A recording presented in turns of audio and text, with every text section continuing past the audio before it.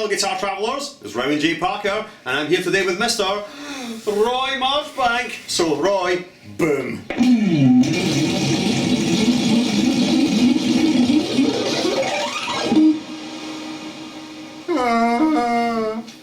So, well, what do you say to that? What can you say to that? I'm here today with Roy and we're going to talk about his insane virtuoso technique, his picking technique, his legato technique, his sweep picking technique. Oh my god, so you have my permission to fall at his feet and worship him and call him Lord. So without further ado, it's time to rock with Roy.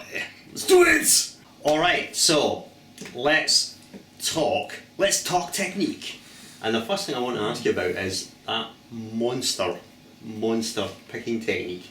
So first of all, I think your picking technique has got a lot to do with the plectrum. So can you describe what the plectrum is? Well, it's 3mm big stubbies super glued together. It's not like your normal thick pick, and it's got a bevel each side. So you'll know a bit like the actual angle picking thing that's become known as angle picking. The problem with the angle picking though is because you get a scratchy sound, so it's not actually parallel to the string. Oh, okay. So the idea is you have each side beveled, so when you're holding the pick at an angle, it's actually parallel to the string when you pick up and down. Right, I see. It releases the gravity effect on the upstroke in your hand, so it makes things easier. Okay, so how did you come up with that then?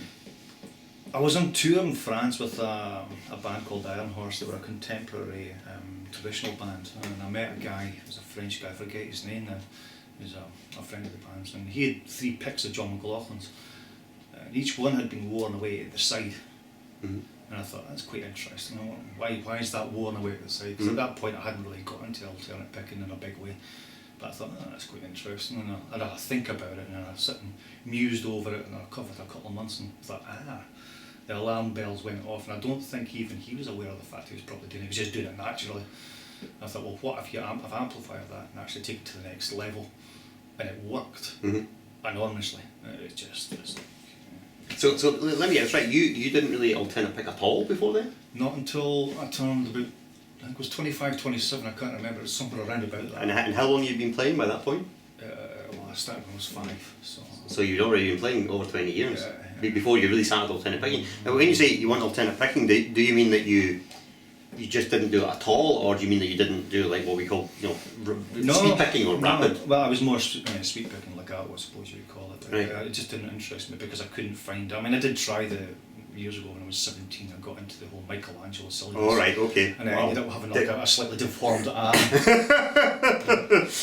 And I found that didn't really work for me, so I just binned the whole lot and thought I'm just going to stick to legato. You know, the reason that I never adopted the Michelangelo style of picking is because I was never prepared to shave and oil my arms every day. Or there's always time. Yeah, you've always got to make time to shave and oil your arms in the morning, first thing, you know. Nice. And wear the most enormous wig. Or if you're Balducci, what's his name? What's that? What's his name? Balducci? The other guy, the Ebenezer endorser, he likes to shave his balls, he's always talking about shaving his nutsack. Wow. Apparently. Allegedly. Let's just say, the Michelangelo shaves his arms allegedly. And wears a wig allegedly. Yeah. And Rob Balducci, that's it. Right, okay. Yeah. Right, okay. Apparently he can't play unless he's shaved his balls, right? Allegedly. Listen, I mean, maybe it'll work, maybe I'll try that. I mean, what happens to the razor slips though? This doesn't worth thinking about, does it? Why are we talking about this? Should we talk about your picking technique? I don't know. See how quickly that went south. We were talking about Roy's picking technique and suddenly we were talking about, entering some sort of shaven haven. So, wow, yes. Alright, so can we show the pic to the viewers at home? That side of there. Right, so, I think you can see this too clearly, but I mean, first of all, like, it's as you can see, it's 3 big stubbies glued together, super glued together, right? Question, have you ever managed to super glue your hand onto the plectrum? and I think you can see this in the angle, but it's incredibly beveled. I mean, there's no way that I could play with a plectrum like this. I've been using like jazz 3s for well, you know, almost 30 years, and I couldn't play with any other plectrum. But I You'd be guess surprised how quick you get used to it, so especially the beveled edges, because the string just falls off the edge, you know, and how, so you've been using this sort of plectrum for how long now? Well, since I went to France, I'd be like, when I was 20,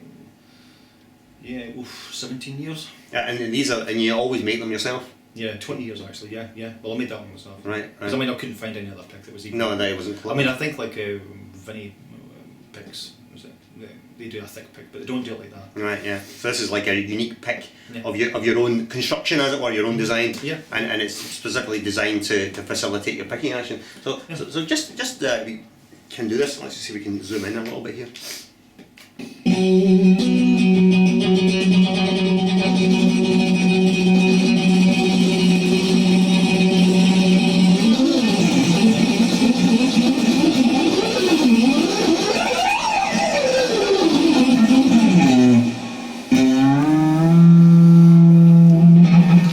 And now, for all you unbelievers out there.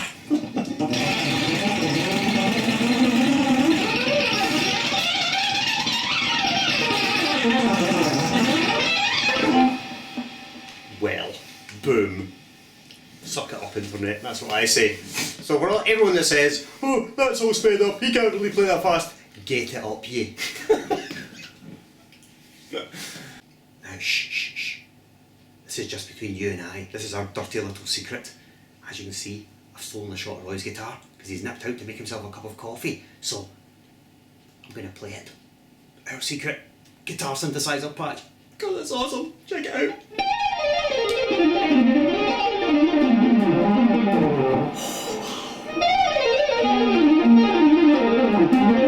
What's going on here?